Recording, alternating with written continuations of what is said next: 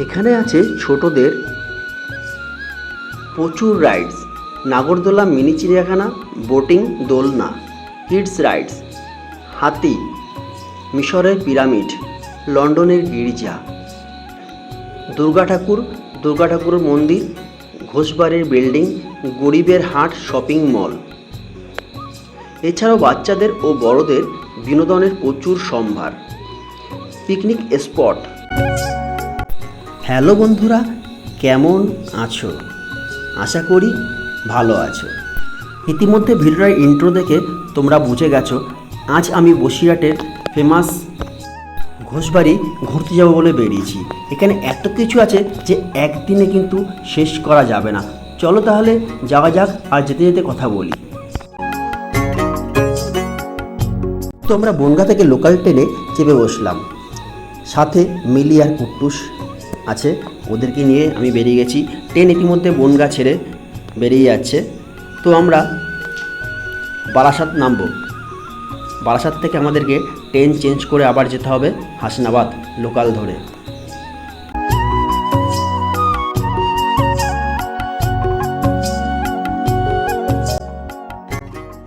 আমাদের ট্রেনটা ফাঁকাই আছে, তাই আমরা সিটটাও পেয়ে গেছি।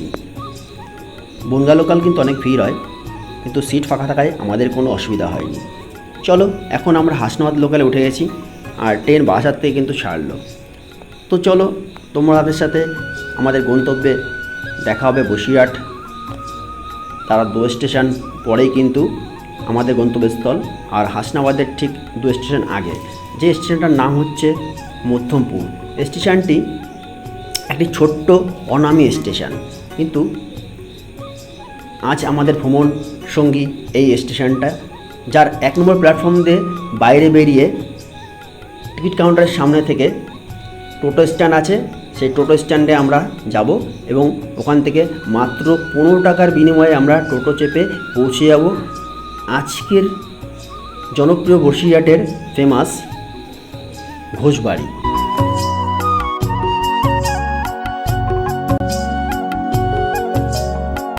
একটা ইনফরমেশন দিয়ে রাখি, টোটো কিন্তু স্টেশনে সবসময় পেয়ে যাবেন, যাতায়াতের কোনো সমস্যাই হবে না। চাইলে টোটো রিজার্ভ করে বসিরহাট টাকি সাইট সিনও করতে পারো।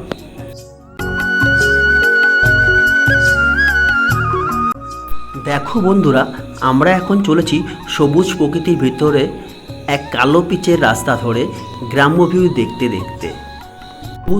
দেখতে দেখতে মনটাও খুশিতে ভরপুর হয়ে আসছে, আর যেন স্পটে গেলে কি আজ আমাদের জন্য ওয়েট করে আছে কে জানে।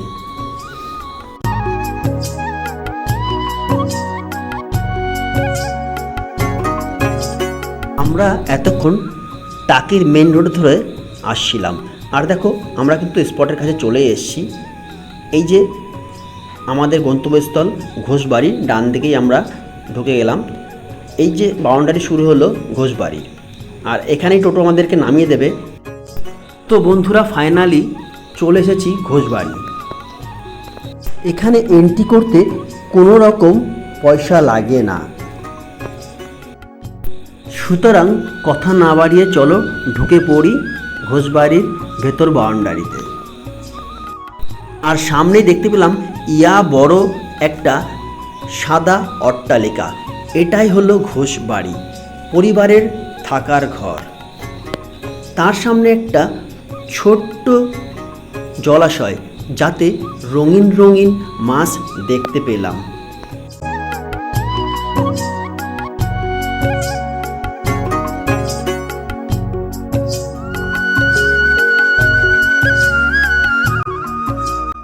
এবার আমরা ভেতরের দিকে যাই। এখানে টোটো স্ট্যান্ড আছে, সঙ্গে বয়স্ক লোক থাকলে 150 থেকে 200 টাকা ভাড়া দিয়ে পুরো ভেতরটা ঘুরে নিতে পারো। আমরা কিন্তু পায়ে হেঁটেই পুরোটা ঘুরেছিলাম। জেনেছি এই বাড়িতে নাইট স্টে করারও সুবিধা আছে, তো যারা বাইরে থেকে আসো তাদের জন্যই এই ব্যবস্থাটা। এই লালবাড়িটা ঘোষবাড়ির ঠাকুর দালান বাড়ি, এখানে দুর্গাপুজো অনুষ্ঠিত হয়। এখনও ভিতরে ঠাকুর রাখা আছে। চলো তোমাদের সামনে থেকে দেখিয়ে আনি বনেদি ঘোষ পরিবারের পারিবারিক দুর্গা প্রতিমাকে। প্রতিমাটা খুব সুন্দর লাগছে। আর কিছু মাস বাদেই দুর্গাপুজো শুরু হবে।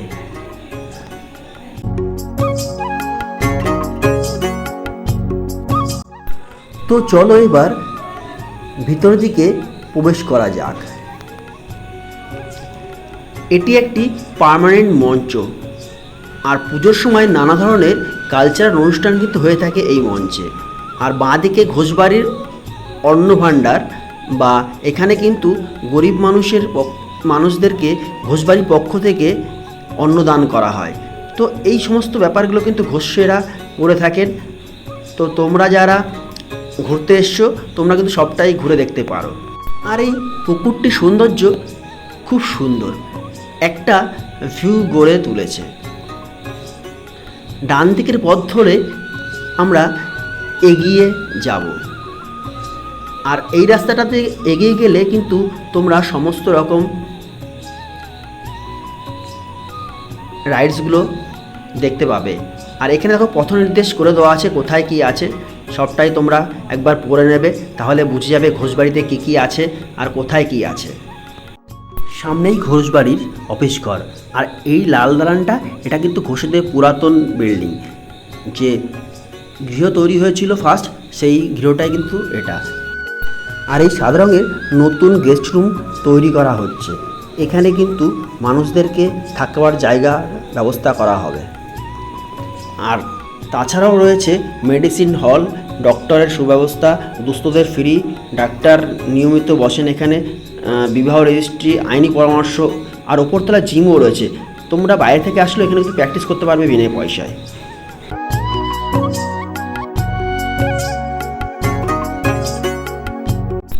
তারপর আমরা এখন যেদিকটা যাব সেটা হচ্ছে ফান জোন।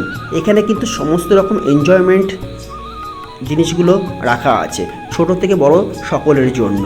তো তোমরা এই দিকটা যদি যাও তো দেখতে পাবে মেলা, যেই মেলাটা কিন্তু সারা বছর এখানে চলে।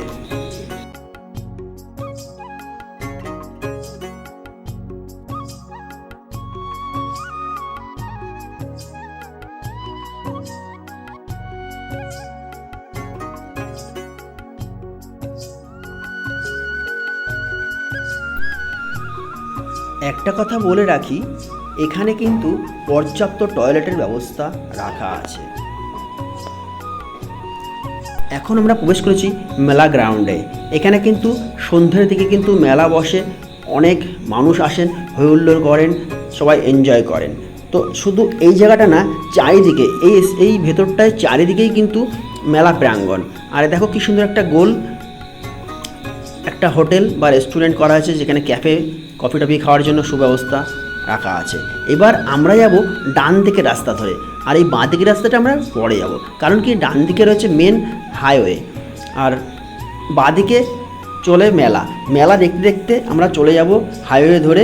সামনে কিন্তু একটা খুব সুন্দর দেখার জিনিস আছে, যেটা তোমার চার্চ, সেই লন্ডনের চার্চটা দেখতে যাব। তো বাঁ দিকে দেখো কত সুন্দর মেলার আবহ। এই সমস্ত রাইডসগুলো কিন্তু অনেক আছে ফ্রি। তো তোমরা বাচ্চা যারা নিয়ে আসবে তাদেরকে কিন্তু এইসব রাইড ফ্রিতে চলাতে পারবে। আর সকাল থেকে রাত 11টা পর্যন্ত চলে। এখানে প্রচুর মানুষ আসেন। শীতের সময় তোমরা আসতে পারো, শীতে কিন্তু প্রচুর মানুষ বেড়াতে আসে এবং পিকনিকও করতে আসে, তাই শীতে সারাদিন খোলা থাকে এই সমস্ত রাইডসগুলো। আর এই যে আমরা এখন বাইপাস ধাবা যেটা রয়েছে তার সামনে থেকেই আমরা যাব, কারণ কি এদিক থেকে যেতে হয় সেই লন্ডনের চার্চ দেখতে। তো এখন আমরা চলে আসলাম শুটিং স্পটে। এখানে ফটোশ্যুট, ভিডিও শ্যুট, ভিডিওগ্রাফি সমস্ত কিন্তু বিভিন্ন শো থিম বানানো আছে, সাথে সেলফি জোনও আছে।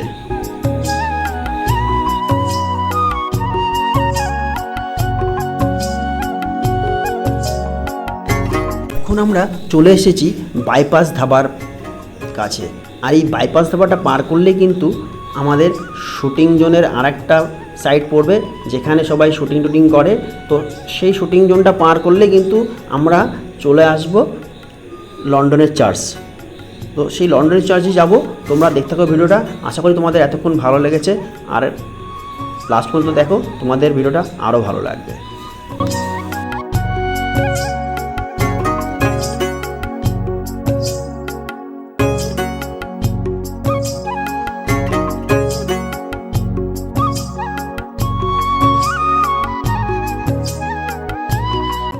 আমরা লন্ডনের চার্চের কাছে পৌঁছে গেছি, আর দেখো দুই দিক থেকে কিন্তু খুব সুন্দরভাবে সাজানো আছে গার্ডেন।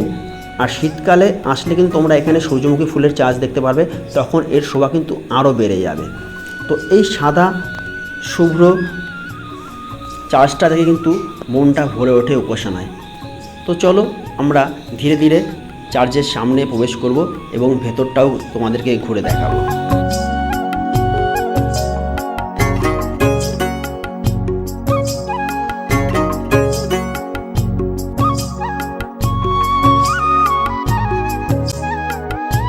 চলো এবার আমরা চার্চের ভেতরে প্রবেশ করি।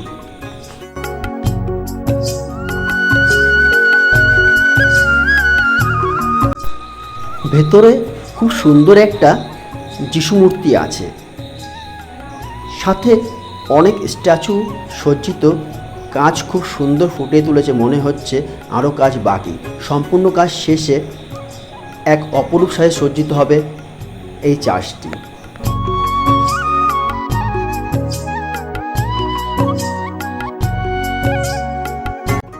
আবার আমরা হাইওয়ে দিয়ে পৌঁছে গেলাম ইতিহাসের এক অধ্যায়ে, মিশরী সভ্যতার যুগে।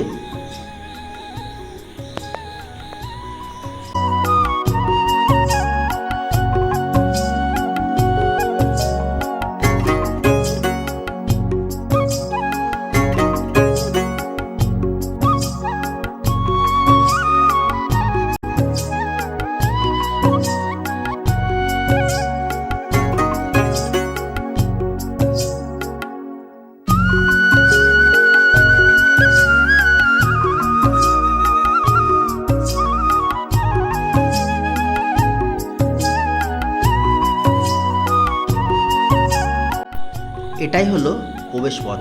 প্রবেশপথে দুজন দাদা টেবিল পাতিয়ে বসে আছেন, এনারা টিকিট দিচ্ছেন। টিকিট মূল্য 30 টাকা। এই 30 টাকা দিয়ে তোমাদেরকে ভেতরে ঢুকতে হবে এবং এর ভেতরটা তোমাদেরকে দেখার জন্য খুলে দেওয়া হবে। এখানে কিন্তু যেমন রয়েছে মিশরী সভ্যতার নিদর্শন, ঠিক তেমনি এখানে দুর্গা দেবীর মূর্তিও আছে এবং কি এর মধ্যে একটা সমাধিও আছে। তো সমস্ত মেলবন্ধন কিন্তু তোমরা একই জায়গায় দেখতে পাবে, দুর্গার বেদি, সমাধি এবং মিশরী সভ্যতার নিদর্শন। এই জায়গাটা ছোটদের ভীষণ সুন্দর লাগবে। তারপর আমরা চলে এসেছি, পাশেই আছে আরও একটা জনপ্রিয় 3D শো ও মিরর ভুলভুলাইয়া। এর ভিতরে টিকিট কেটে প্রবেশ করলে এক আলাদাই অনুভূতি।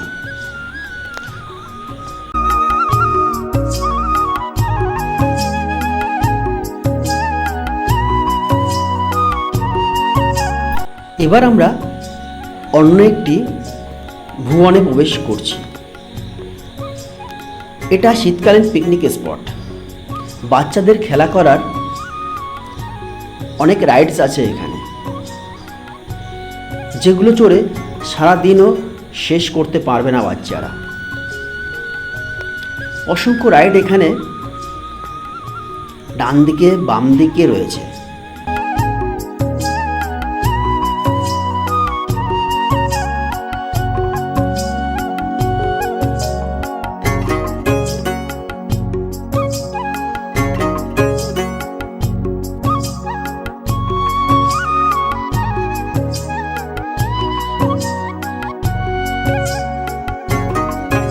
এবার আমরা আরেকটু ভেতরে প্রবেশ করব, কারণ কি এই দিকটায় হাতি রয়েছে। তো হাতি দেখতে যেতে হলে তোমাদেরকে আরও একটু গভীর জঙ্গলে যেতে হবে, আর এই গভীর জঙ্গলে গেলেই কিন্তু তোমরা হাতি দেখতে পাবে, যেটা ছোট ছোট বাচ্চাদের কিন্তু ভীষণ ভীষণ আনন্দ দেবে। তো চলো আমরা আরেকটু ভেতরের দিকে চলে যাই।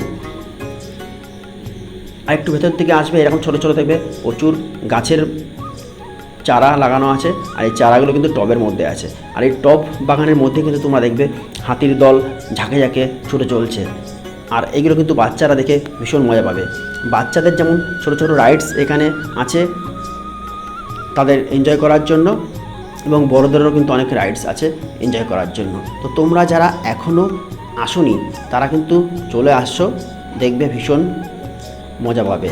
আমার বাচ্চা তো এই রাইডটা ভীষণ পছন্দ হয়েছে, সে নামতেই চাইছে না, এই রাইডটা ছাড়তেই চাইছে না, সে অনেকক্ষণ কিন্তু চলেছিল এই রাইডটায়। আর তার দ্বিতীয় পছন্দ ছিল এই স্লিপ। দেখো কুট্টুস কি সুন্দর আনন্দ করছে এখানে এসে, তার কিন্তু ভীষণ ভালো লেগেছে। তো ঘোষবাড়ির পার্ক কিন্তু ভীষণ ভালো লাগবে বাচ্চাদের। আপনার বাচ্চাকে নিয়ে আসুন এখানে, দেখুন তারা ভীষণ মজা করবে সারাদিন।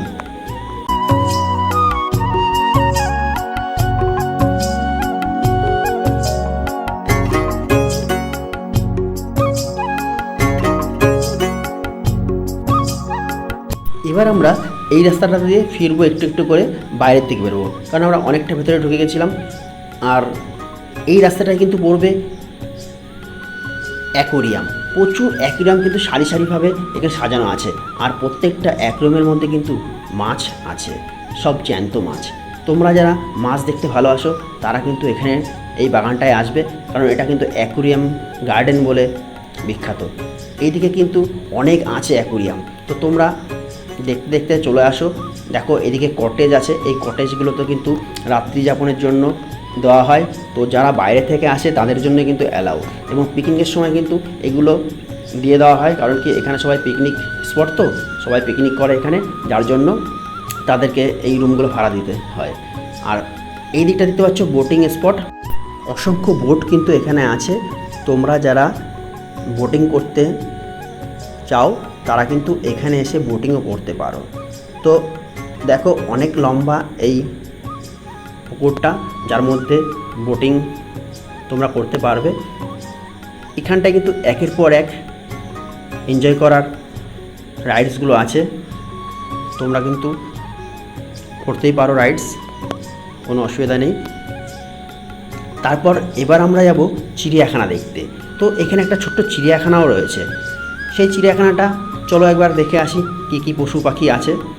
তো দেখো প্রথমেই দেখো বাঁদিকে রয়েছে একটা সাদা ইঁদুরের দল, আর তারপরেই রয়েছে বিভিন্ন প্রজাতির পায়রা। তো এগুলো দেখার পর আমরা ডান দিকে একটা দেখব কিছু এমু পাখি আছে, ওই এমু পাখিগুলোকে দেখো, এখানে 3-4টে এমু পাখি আছে। তো অনেক বড় বড় এমু পাখিগুলো, এরকম করে ছোটরা কিন্তু এখানে অনেক আনন্দভাবে চিড়িয়াখানার স্বাদও পেয়ে যাবে।